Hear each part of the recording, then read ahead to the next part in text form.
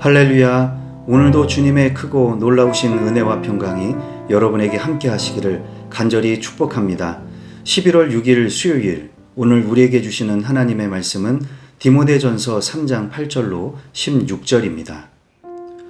이와 같이 집사들도 신중하며 한 입으로 두 말을 하지 아니하며 술에 탐닉하지 아니하며 부정한 이득을 탐내지 아니하며 믿음의 비밀을 깨끗한 양심에 간직한 사람이라야 합니다. 이런 사람들을 먼저 시험하여 보고 책망받을 일이 없으면 집사의 일을 하게 하십시오. 이와 같이 여자들도 신중하며 험담하지 아니하며 절제하며 모든 일에 성실한 사람이라야 합니다. 집사들은 한 아내의 남편이며 자녀와 자기 가정을 잘 다스리는 사람이라야 합니다. 집사의 직무를 잘 수행한 사람들은 좋은 지위를 얻게 되고 그리스도 예수를 믿는 믿음에 큰 확신을 얻게 됩니다. 내가 곧 그대에게 가기를 바라면서도 이 편지로 이런 지시를 써 보내는 것은 만일 내가 늦어지더라도 하나님의 가족 가운데서 사람이 어떻게 처신해야 하는지를 그대가 알게 하려는 것입니다. 이 가족은 살아계신 하나님의 교회요, 진리의 기둥과 터입니다. 이 경건의 비밀은 참으로 놀랍습니다. 그분은 육신으로 나타나시고 성령으로 의롭다는 인정을 받으셨습니다. 천사들에게 보이시고 만국에 전파되셨습니다. 세상이 그분을 믿었고 그분은 영광에 쌓여 들려 올라가셨습니다. 아멘. 오늘은 집사의 자격에 관한 말씀입니다. 성경에서 말하는 집사는 헬라 원어로 디아코노스입니다. 이것은 봉사라는 뜻의 디아코니아에서 파생된 것으로 종, 사환, 섬기는 자, 일꾼 등을 뜻하는 단어입니다. 사도행전에 보면 초창기에 사도들이 기도와 말씀에 전념할 수 있도록 7 집사를 뽑게 되었는데 바로 그 집사와 같은 단어입니다.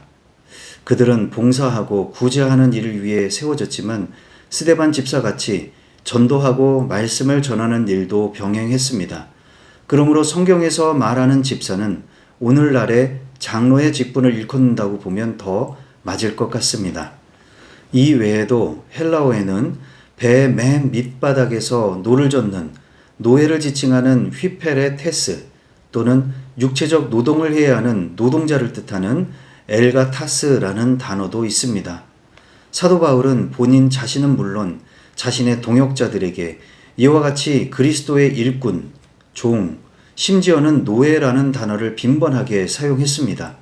그러다가 디모데 전후서가 기록되었던 사역 후기에 이르러서 초기 예루살렘 교회에서 세워졌던 디아코노스, 즉 집사라는 직분을 교회마다 세워나갔던 것입니다.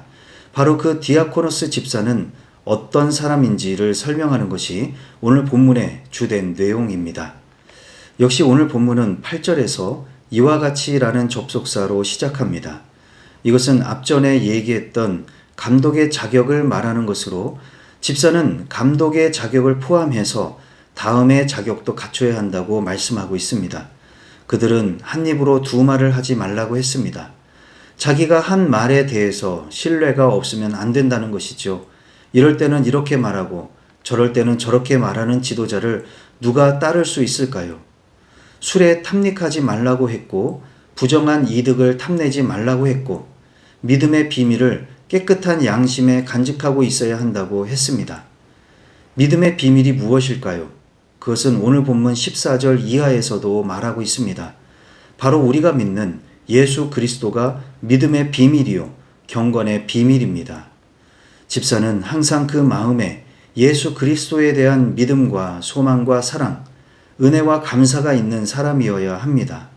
11절에서는 이와 같이 여자들도 라고 하고 있는데 여기서 여자를 지칭하는 것이 어떤 것인지를 성경의 각주에서 두 가지로 설명하고 있습니다. 하나는 집사의 아내일 수 있고 다른 하나는 여성 집사일 수도 있다는 것이죠. 모든 것이 남성 중심이었지만 성경에서 보여주는 초대교회의 모습에는 여성들의 역할이 많이 있었습니다. 사도 바울의 동역자였던 베베처럼 여성 집사들 중에 눈에 띄는 사람도 있었습니다. 그런 여성들도 위와 같이 동일한 자격을 갖추고 있어야 하는데 특히 새롭게 추가된 자격 조건으로 험담하지 말아야 한다는 것이 있습니다. 중요한 것은 13절입니다. 집사의 직무를 잘 수행한 사람들은 좋은 지위를 얻게 된다. 여기서 말하는 지위란 세상의 지위라기보다는 교회 안에서 성도들의 사랑과 존경을 받는다는 의미이고 하나님의 나라에서 받게 되는 상급을 의미합니다. 또 하나 이런 사람들이 얻게 되는 유익이 있습니다. 그것은 예수를 믿는 믿음의 큰 확신입니다. 배우는 사람이 막상 가르치는 입장이 되어 보면 훨씬 더 이해가 빠르고 많이 배우게 됩니다. 집사의 직분을 통해서 믿음이 더 성장하고 더 강한 확신을 갖게 된다는 것이죠. 끝으로 14절부터는 이 서신을 쓰게 된 이유를 설명하고 있습니다. 그것은 성도가 교회 안에서 어떻게 처신해야 하는지를 디모데가 알게 하려는 뜻입니다. 자, 그럼 오늘 주신 말씀을 붙들고 우리는 어떻게 살아야 할까요? 첫 번째로, 여러분은 자격을 갖추고 있습니까? 제가 갖추고 있는 자격증으로는 유일하게 운전면허증 하나가 있습니다. 그것은 시험을 보고 운전 연수를 받고 나서 운전을 어떻게 해야 하는지를 배운 다음에 취득하게 되는 것입니다. 이 세상의 모든 사람은 이것을 당연하게 받아들입니다. 운전을 하려면 운전할 줄 알아야 하고 시험을 통과해야 합니다. 그래야 운전면허라는 것이 주어지는 것이지요. 그때부터 도로에서 운전을 할 수가 있는 것입니다.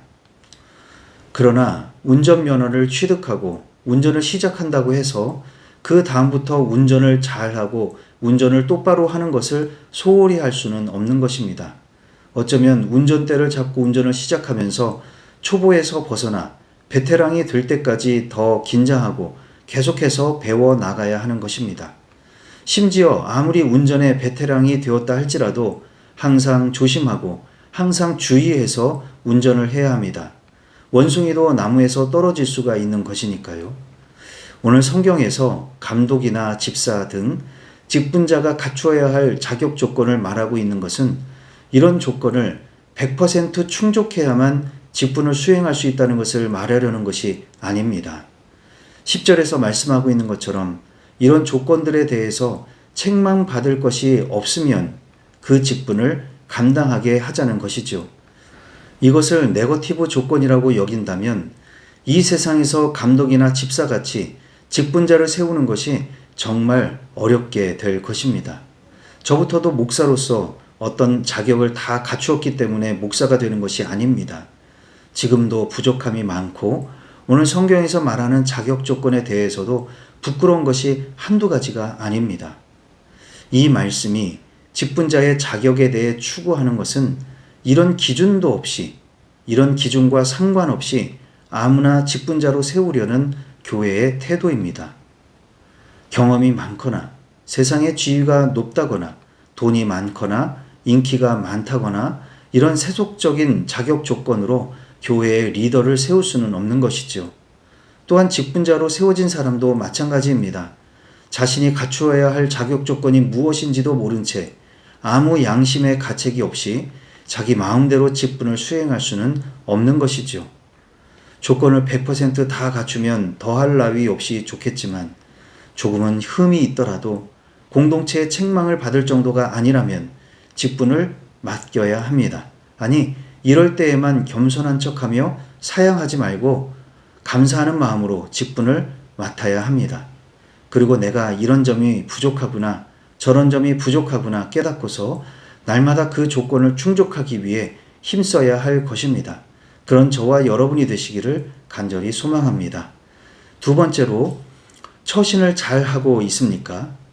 이 서신을 기록한 목적은 처신에 관한 것이라고 했습니다. 사도 바울은 디모데가 각 성도들이 각자 어떻게 처신해야 하는지를 알기 원했기에 이 말씀을 기록하여 보냈던 것이죠. 우리는 각자 자기의 처신뿐만 아니라 나와 함께하는 다른 사람들의 처신까지도 그게 어떤 것인지를 잘 알아야 합니다. 이 부분에 관해 서로 오해를 하거나 착오 또는 착각이 없어야 합니다. 이것은 공동체의 결속과 발전을 위해서 대단히 중요한 문제입니다. 예를 들어 A라는 사람은 청소를 하고 B라는 사람은 밥을 하고 C라는 사람은 빨래를 하기로 했는데 3명 다 자기에게 주어진 역할에는 관심이 없고 각자 자기가 하고 싶은 일만 한다면 당연히 문제가 생기겠죠.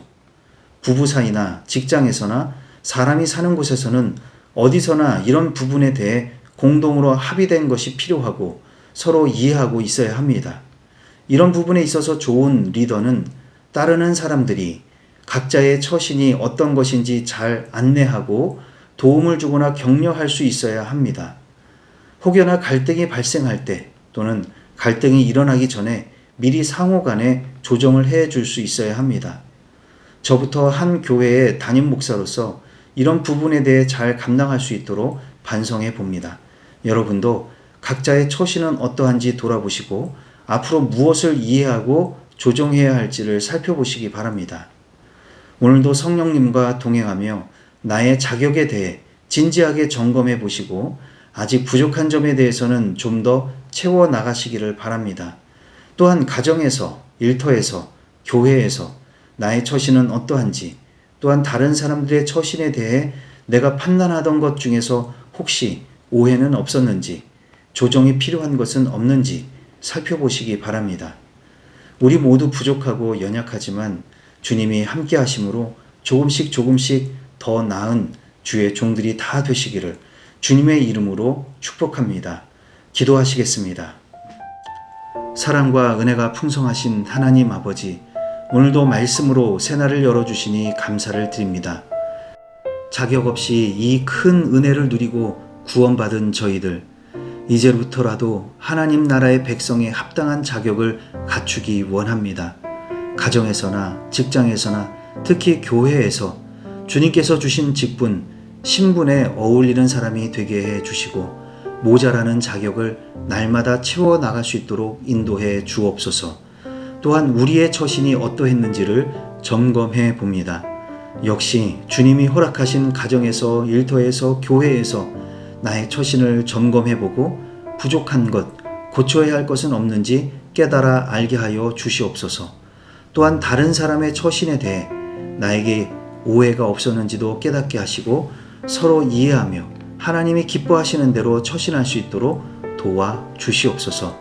예수님의 이름으로 기도하옵나이다. 아멘.